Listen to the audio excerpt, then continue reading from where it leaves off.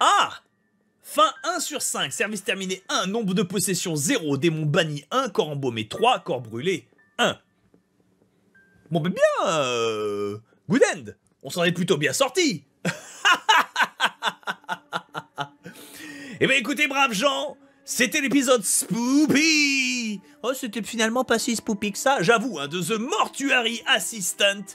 Je pense en faire un autre, hein. De toute façon vous allez vous taper une semaine d'Halloween, je vais demander à Ligue des Rives d'arrêter tout, même d'arrêter DBZ, l'horreur, arrêtez tout, pour jouer au spoopisme le plus total, voilà. The Mortuary Assistant, vous aurez la suite très bientôt, ne vous en faites pas, il y a 6 fins, putain mais 6 fins, what? Ouais, il faut faire quoi? Nouveau service ou mode embaumement? On ne sait pas, rien n'est moins sûr. Dans tous les cas, gros bisous à tous, merci infiniment et à la prochaine. Joyeux Halloween. First try, hein, c'était plutôt simple. C'était plutôt simple, c'est plutôt simple. J'attendais plus de jumpscares, ou peut-être des jumpscares qui étaient plus, comment dire, plus,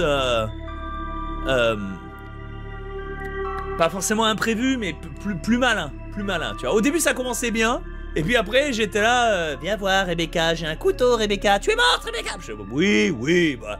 Il faut savoir que braves gens, rigolez pas, mais ma chérie pourra vous le confirmer, je fais des cauchemars bien pires, sauf que la plupart du temps, je fais très souvent des cauchemars lucides, et lucides dans le sens où je suis au courant que c'est un cauchemar, mais où je n'ai pas de contrôle dessus, et où généralement je prends beaucoup de plaisir à voir les degrés de violence auxquels mon cerveau me soumet. Il y a même un cauchemar en fait qui a réussi à me faire un vrai jumpscare et je me suis réveillé en riant. J'ai éclaté de rire parce que c'est vraiment... tu sais, c'est le jumpscare de fête foraine quoi. Je m'étais fait avoir et c'était fantastique, voilà. Les cauchemars que je n'aime pas, c'est ceux dans lesquels je me prends des balles parce que je le sens et ça fait super mal, c'est pas agréable.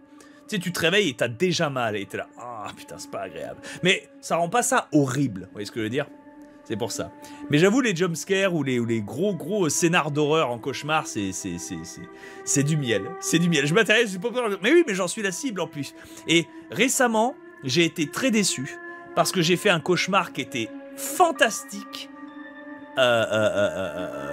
Avec plein du sang partout, du gore et machin et tout, mais j'étais extrêmement déçu parce qu'en fait dans les 5 premières secondes j'étais à la fois dans mon appartement actuel et dans la maison de mon enfance, vous savez comme les rêves font, hein, c'était une fusion bizarre des deux, et en fait ma mère est entrée dans la pièce et c'était déjà un cadavre ouvert avec ses boyaux qui la suivaient, et en fait au moment où j'ai vu ça, j'étais là, c'est un rêve, tu vois ce que je veux dire, dans le sens où le rêve a Tipted Hand Early, enfin il a montré son jeu. Le rêve en fait a montré son jeu parce que la suite c'est un espèce de mélange ultra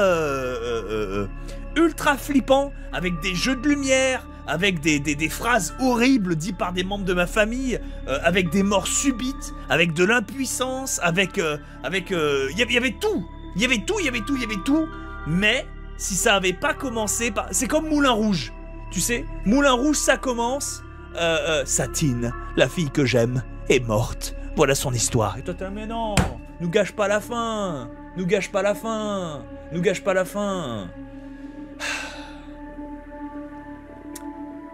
Et voilà, je vais le dire parce que c'est l'épisode d'Halloween. Est-ce que vous voulez savoir le rêve qui m'a le plus perturbé? À ce jour, c'est pas que j'en fais des cauchemars, mais à ce jour, je ressens cette espèce de vide dans le thorax quand j'en parle.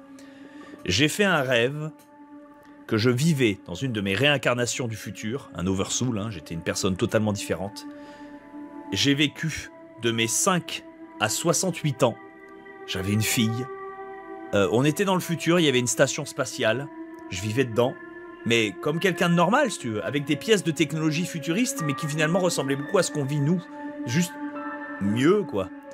Et j'ai vécu 60 ans.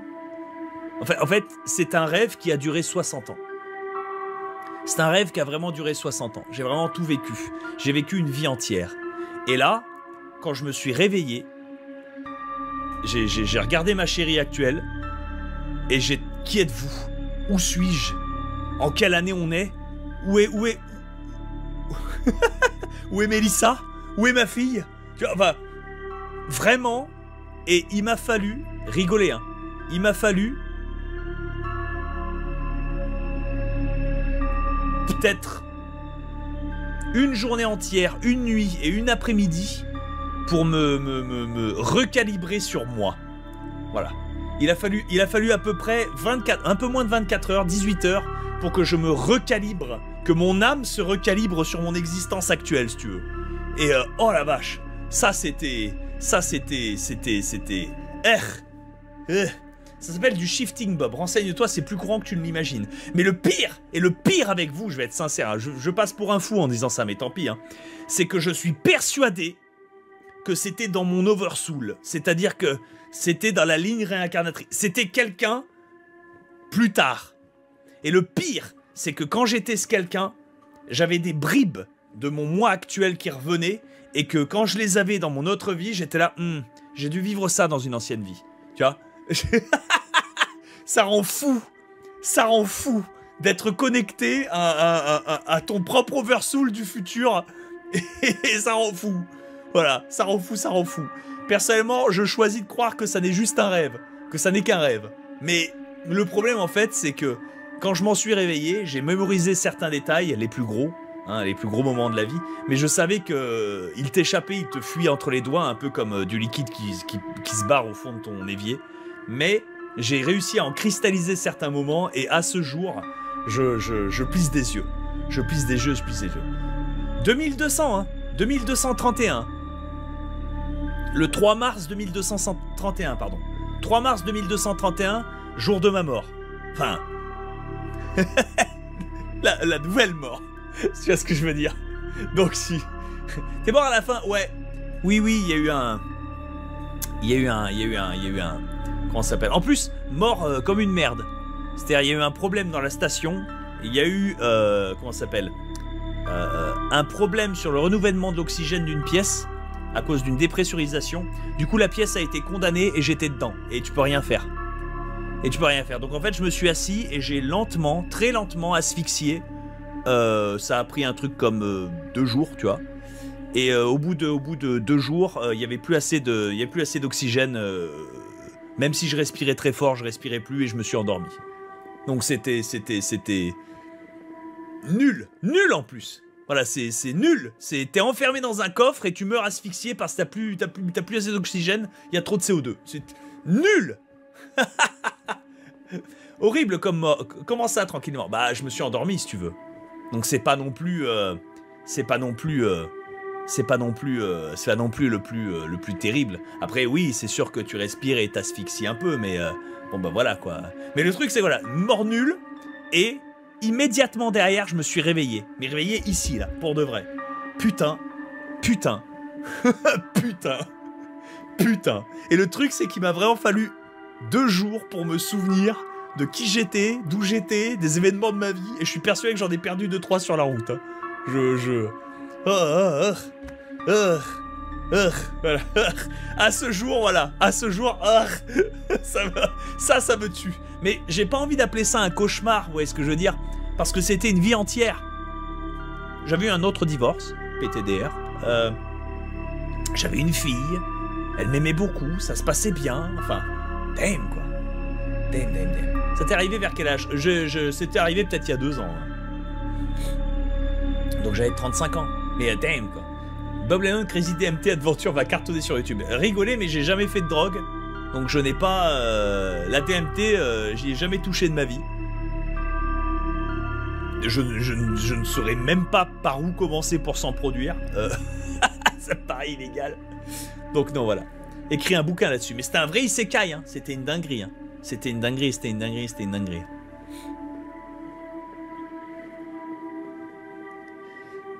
Mireille Billy. Le shifting, c'est une zone mémoire que tu peux toi-même matérialiser si elle est dans la salle de l'esprit et du temps. Oui, ben en fait, voilà. Soit effectivement l'oversoul existe et j'ai vécu une vie future, ce qui ferait du sens, mais pas de sens. De toute façon, on ne vit pas assez vieux pour le confirmer, donc c'est mort. Soit mon cerveau m'a fait une Rick et Morty. C'est-à-dire mon cerveau a activé la salle de jeu Vivez une vie d'un connard. Et j'ai vécu une vie d'un connard. Mais moi, ce qui me fait chier, c'est vraiment le fait... C'était mondain. J'étais nettoyeur, Et c'était bien 2 ans avant que je joue à Crime Scene Cleaner, hein, calmez-vous, hein. J'étais nettoyeur, Et c'est marrant parce que je nettoyais 2-3 trucs manuellement, mais globalement, c'était les Roombas et les robots qui s'en chargeaient. Et les robots, c'était pas du tout des robots anthropomorphes ou androïdes. Non, c'était des Roombas, mais un peu plus spécialisés, quoi. C'était nul. C'était nul. C'était...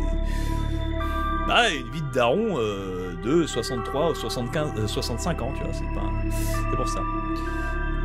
Possible que ce soit ta vie future. Ouais, bon bah écoute. Tant pis, hein, it was nice. En vrai,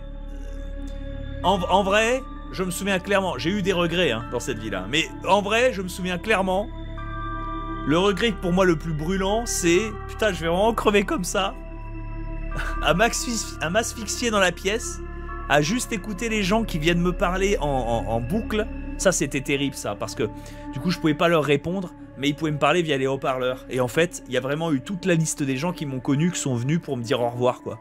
C'était... Et je me souviens avoir éclaté de rire, parce que d'un côté, je comprends que pour eux, ça leur faisait du bien de se mettre en larmes et d'admettre et d'avoir la certitude qu'ils puissent me transmettre leur dernier message et que je l'entende.